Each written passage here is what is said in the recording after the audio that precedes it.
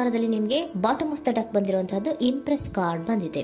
So empress card ಏನನ್ನು represent ಮಾಡುತ್ತೆ? ಕೆಲವೊಂದು ರೀತಿಯ ನಿಮ್ಮ ಲವ್ ಲೈಫಿನ ವಿಚಾರದಲ್ಲಿ ಶಾಂತವಾಗಿರ್ಬೇಕು, ಸಮಾಧಾನವಾಗಿರ್ಬೇಕು, ಒಂದು ಪ್ರೀತಿ ಇರಬೇಕು ಅನ್ನುವಂತಹದ್ದು, ಮತ್ತೆ ಒಂದು ಸ್ಟೇಬಲ್ ಆಗಿರ್ಬೇಕು ಅನ್ನುವಂತಹ ರೀತಿಯಲ್ಲಿ ನೀವು ಆಲೋಚನೆಯನ್ನು ಮಾಡ್ತಾ ಇರುವಂತಹದ್ದು ಬಾಟಮ್ ಆಫ್ ದ ಡಕ್ ಅಲ್ಲಿ ರೆಪ್ರೆಸೆಂಟ್ ಆಗ್ತದೆ. ಲೈಫಿನ ವಿಚಾರದಲ್ಲಿ ನೀವು ಪಾಸ್ಟಿನಲ್ಲಿ ಕೆಲವೊಂದು ರೀತಿಯ ಕೆಲವೊಬ್ಬರಿಗೆ ಸೋಲ್ಮೇಟ್ ಕನೆಕ್ಷನ್ ಅನ್ನ ರೆಪ್ರೆಸೆಂಟ್ ಮಾಡ್ತಾ ಇದೆ ಕೆಲವೊಬ್ಬರಿಗೆ. ಓಕೆನಾ? ನಿಮ್ಮ ಪ್ರೀತಿಯಲ್ಲಿ ಒಂದು ರೀತಿಯ ಬಾಂಡೇಜ್ ಇರುವಂತಹದ್ದು ರೆಪ್ರೆಸೆಂಟ್ ಆಗ್ತಾ ಇದೆ. ಹಾರ್ಮೋನಿಗಳು ಇರುವಂತಹದ್ದು ರೆಪ್ರೆಸೆಂಟ್ ಆಗ್ತದೆ ಕೆಲವೊಬ್ಬರಿಗೆ. ಓಕೆನಾ? ಮತ್ತೆ ಕೆಲವೊಬ್ಬರಿಗೆ ನಿಮ್ಮ ಲವ್ ಲೈಫ್ ನ ವಿಚಾರದಲ್ಲಿ ಥರ್ಡ್ ಪಾರ್ಟಿ ಸಿಚುಯೇಷನ್ ಅನ್ನ ರೆಪ್ರೆಸೆಂಟ್ ಆಗ್ತಾ ಇದೆ. ಓಕೆನಾ? ಥರ್ಡ್ ಪಾರ್ಟಿ ಸಿಚುಯೇಷನ್ಸ್ ಅನ್ನ ರೆಪ್ರೆಸೆಂಟ್ ಮಾಡ್ತದೆ ನಿಯರ್ ಪಾಸ್ಟಿನಲ್ಲಿ ನಿಮಗೆ. ನೆಕ್ಸ್ಟ್ ಕಾರ್ಡ್ ಬಂದಿರುವಂತಹದ್ದು ಪೇಜ್ ಆಫ್ ಸೋರ್ಟ್ಸ್ ಬಂದಿದೆ. ಥರ್ಡ್ ಕಾರ್ಡ್ ಬಂದಿರುವಂತಹದ್ದು ಯಾವುದು? ನಿಮಗೆ ಪೇಜ್ ಆಫ್ ಸೋರ್ಟ್ಸ್ ಬಂದಿದೆ. ಸೊ ಕ್ಯೂರಿಯಾಸಿಟಿ ಇದ್ದಂತಹ, ನಿಮ್ಮ ಲವ್ ಲೈಫಿನ ವಿಚಾರದಲ್ಲಿ ಒಂದು ಕ್ಯೂರಿಯಾಸಿಟಿ ಇದ್ದಂತಹ, ಒಂದು ರೀತಿಯ ಬಾಂಡೇಜ್ ಇದ್ದಂತಹ, ಸ್ವಲ್ಪ ನೀವು ಮಾತಾಡಿರುವಂತಹ ಸಾಧ್ಯತೆಗಳು ರೀಸೆಂಟ್ ಪಾಸ್ಟ್ ನಲ್ಲಿ ರೆಪ್ರೆಸೆಂಟ್ ಆಗ್ತಾ ಇದೆ. ಸೊ ನಿಮ್ಮ ಲವ್ ಲೈಫಿನ ವಿಚಾರವಾಗಿ ಒಂದು ರೀತಿಯ ಬಾಂಡೇಜ್ ಇರುವಂತಹದ್ದು, ನೀವು ಕೆಲವೊಬ್ಬರಿಗೆ ಥರ್ಡ್ ಪಾರ್ಟಿ ಸಿಚುಯೇಷನ್ ಮತ್ತೆ ಕೆಲವೊಬ್ಬರಿಗೆ ಸೋಲ್ಮೇಟ್ ಕನೆಕ್ಷನ್ ಅನ್ನ ರೆಪ್ರೆಸೆಂಟ್ ಮಾಡ್ತಾ ಇದೆ. ಮತ್ತೆ ನಿಮ್ಮ ಲವ್ ಲೈಫಿನ ವಿಚಾರದಲ್ಲಿ ನೀವು ಮಾತಾಡಿರುವಂತಹದ್ದು ಕೂಡ ಕೆಲವೊಂದು ರೀತಿಯ ಮಾತುಕತೆಗಳು ಆಡಿರುವಂತಹದ್ದು, ಹೊಸ ಐಡಿಯಾಗಳನ್ನ ಮಾಡಿರುವಂತಹದ್ದು ಇಲ್ಲಿ ರೆಪ್ರೆಸೆಂಟ್ ಆಗ್ತದೆ. ಮೇ ಬಿ ನೀವು ಫ್ರೆಂಡ್ಸ್ ಗಳ ಮೂಲಕ ನೀವು ನಿಮ್ಮ ಪರ್ಸನ್ ಅನ್ನ ಭೇಟಿಯಾಗಿರಬಹುದು. ಯಾವುದೋ ಕೆಲವೊಂದು ಫಂಕ್ಷನ್ ಗಳಲ್ಲಿ ನೀವು ನಿಮ್ಮ ಪರ್ಸನ್ ಅನ್ನ ಭೇಟಿಯಾಗಿರುವಂತಹ ಸಾಧ್ಯತೆಗಳು ಇದೆ ಅನ್ನೋದನ್ನ ನಿಮ್ಮ ಪಾಸ್ಟ್ ನಲ್ಲಿ ರೆಪ್ರೆಸೆಂಟ್ ಮಾಡ್ತಾ ಇದೆ. ನೆಕ್ಸ್ಟ್, ಅಟ್ ಪ್ರೆಸೆಂಟ್ ನಲ್ಲಿ ಯಾಕೋ ನಿಮ್ಮ ಲವ್ ಲೈಫಿನ ವಿಚಾರದಲ್ಲಿ ಫೀಲಿಂಗ್ ಲೆಫ್ಟ್ ಔಟ್ ಆಗಿರುವಂತಹ ಸಾಧ್ಯತೆಗಳು ರೆಪ್ರೆಸೆಂಟ್ ಆಗ್ತಾ ಇದೆ. ಅಟ್ ಪ್ರೆಸೆಂಟ್ ನಲ್ಲಿ ಯಾಕೋ ಕೆಲವೊಂದು ರೀತಿಯ ಚಿಂತೆಗಳಿರುವಂತಹದ್ದು, ವರೀಸ್ಗಳಿರುವಂತಹದ್ದು, ಬೇಜಾರಿನಲ್ಲಿ ನಿಮ್ಮ ಲವ್ ಲೈಫಿನ ವಿಚಾರದಲ್ಲಿ ಇರುವಂತಹದ್ದು ರೆಪ್ರೆಸೆಂಟ್ ಆಗ್ತಾ ಇದೆ. ಯಾಕೆ ಅಂದ್ರೆ ನಿಮ್ಮ ಲವ್ ಲೈಫಿನ ವಿಚಾರವಾಗಿ ಕೆಲವೊಂದು ರೀತಿಯ ಬದಲಾವಣೆಗಳಾಗ್ತಾ ಇರುವಂತಹದ್ದು ರೆಪ್ರೆಸೆಂಟ್ ಆಗ್ತಾ ಇದೆ. ಯಾಕೋ ಕೆಲವೊಂದು ಚೇಂಜಸ್ಗಳಾಗ್ತಾ ಇರೋದ್ರಿಂದ ನೀವು ಬೇಜಾರಿನಲ್ಲಿ ಇರುವಂತಹದ್ದು. ನಿಮ್ಮ ಲವ್ ಲೈಫಿನ ವಿಚಾರವಾಗಿ ಯಾಕೋ ಪರಿಸ್ಥಿತಿಗಳು ಅಷ್ಟು ಚೆನ್ನಾಗಿಲ್ಲದೆ ಇರುವಂತಹದ್ದು ರೆಪ್ರೆಸೆಂಟ್ ಆಗ್ತಾ ಇದೆ. ಯಾಕೋ ಕೆಲವು ಬದಲಾವಣೆಗಳು, ಚೇಂಜಸ್ಗಳು ಆವಾಗಿಂದ ಆವಾಗಲೇ ಆಗ್ತಾ ಇರುವಂತಹದ್ರಿಂದ ನಿಮಗೆ ಬೇಜಾರಾಗಿರುವಂತಹದ್ದು ರೆಪ್ರೆಸೆಂಟ್ ಆಗ್ತಾ ಇರೋದು. ಮತ್ತೆ ಥರ್ಡ್ ಕಾರ್ಡ್ ಬಂದಿರುವಂತಹದ್ದು ಕ್ವೀನ್ ಆಫ್ ವ್ಯಾಂಡ್ಸ್ ಬಂದಿದೆ. ಸೊ ಕ್ವೀನ್ ಆಫ್ ವ್ಯಾಂಡ್ಸ್ ಏನಕ್ಕೆ ನಿಮಗೆ ಪದೇ ಪದೇ ಚೇಂಜಸ್ಗಳಾಗ್ತಾ ಇದೆ? ಆ ಚೇಂಜಸ್ಗಳಿಂದ ಯಾಕೋ ಕೆಲವೊಂದು ರೀತಿಯ ವೇರಿಯೇಷನ್ಗಳು ಆಗ್ತಾನೆ ಇರೋದ್ರಿಂದ ನಿಮಗೆ ಬೇಜಾರಾಗ್ತಾ ಇದೆ. ಸೊ ಅದಕ್ಕೋಸ್ಕರ ನೀವೇನ್ ಮಾಡ್ತೀರಾ? ಬಹಳ ಧೈರ್ಯವಾಗಿ ಕೆಲವೊಂದು ನಿರ್ಣಯಗಳನ್ನ ಮಾಡುವಂತಹ ಸಾಧ್ಯತೆಗಳು ಅಟ್ ಪ್ರೆಸೆಂಟ್ ನಲ್ಲಿ ರೆಪ್ರೆಸೆಂಟ್ ಆಗ್ತಾ ಇದೆ.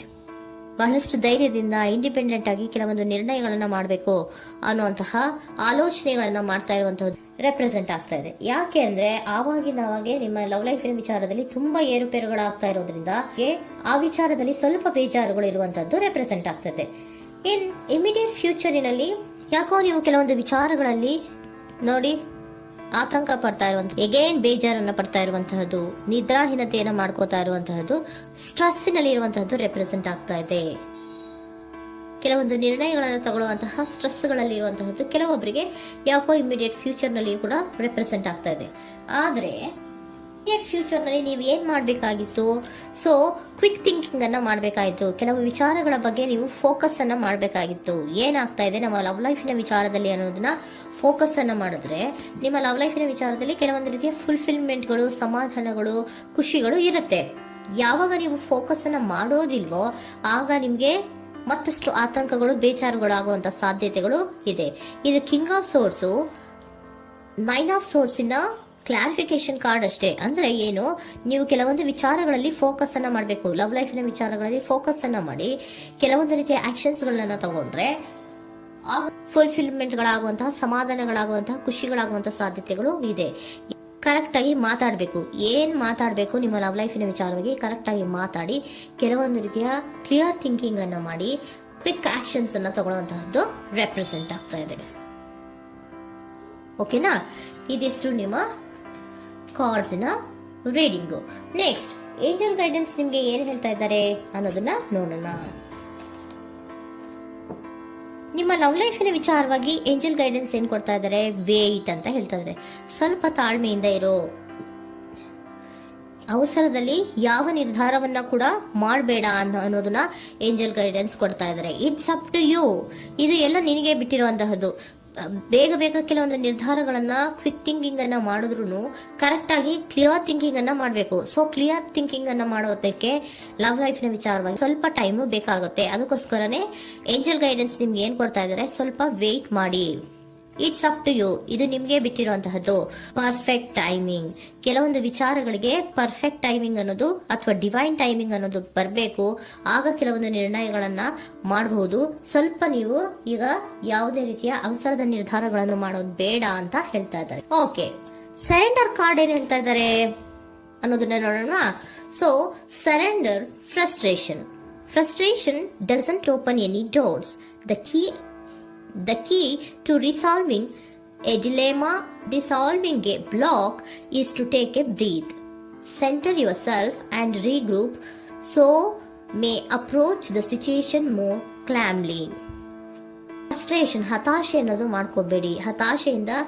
ಹತಾಶೆ ಮಾಡ್ಕೊಳ್ಳೋದ್ರಿಂದ ನಿಮ್ಗೆ ಯಾವುದೇ ರೀತಿಯ ಹೊಸ ಐಡಿಯಾಗಳು ಬರಲ್ಲ, ಹೊಸ ಥಿಂಕಿಂಗ್ಗಳು ಬರಲ್ಲ, ಕ್ಲಿಯರ್ ಥಿಂಕಿಂಗ್ ಅನ್ನು ಮಾಡಕ್ಕೆ ಸಾಧ್ಯ ಆಗಲ್ಲ. ಸೊ ಅದಕ್ಕೆ ನೀವೇನ್ ಮಾಡ್ಬೇಕು, ಫ್ರಸ್ಟ್ರೇಷನ್ ಅನ್ನ ಬಿಟ್ಬಿಟ್ರೆ ನೀವು ಸಮಾಧಾನವಾಗಿ ಯೋಚನೆ ಮಾಡಿ ಕೆಲವೊಂದು ನಿರ್ಧಾರಗಳನ್ನ ಮಾಡಿ ಅನ್ನೋದನ್ನ ಸರೆಂಡರ್ ಕಾರ್ಡ್ ಕೂಡ ನಿಮ್ಗೆ ಹೇಳ್ತಾ ಇದ್ದಾರೆ. ಸೊ ನಿಮ್ಮ ಲವ್ ಲೈಫಿನ ವಿಚಾರದಲ್ಲಿ ಈಗ ಸ್ವಲ್ಪ ನಿಮಗೆ ಬೇಜಾರುಗಳಿರುವಂತಹದ್ದು, ಕೆಲವೊಂದು ಬದಲಾವಣೆಗಳು, ವೇರಿಯೇಷನ್ಗಳು ಆಗ್ತಾ ಇರುವಂತಹದ್ದು ರೆಪ್ರೆಸೆಂಟ್ ಆಗ್ತಾ ಇದೆ. ಸೊ ನಿಮ್ಮ ಲವ್ ಲೈಫಿನ ವಿಚಾರಕ್ಕೆ ಫ್ಯೂಚರಿನಲ್ಲಿ ಕೆಲವೊಂದು ಆಕ್ಷನ್ಸ್ ಅನ್ನ ತಗೋಬೇಕಾದ್ರೆ ಸ್ವಲ್ಪ ವೇಟ್ ಮಾಡಬೇಕು, ಕ್ಲಿಯರ್ ಆಗಿ ಥಿಂಕ್ ಮಾಡಬೇಕು, ಅದರಲ್ಲೇ ಆಕ್ಷನ್ಸ್ ಅನ್ನ ತಗೋಬೇಕು ಅನ್ನೋದನ್ನ ಹೇಳ್ತಾ ಇದ್ದಾರೆ. ಓಕೆನಾ?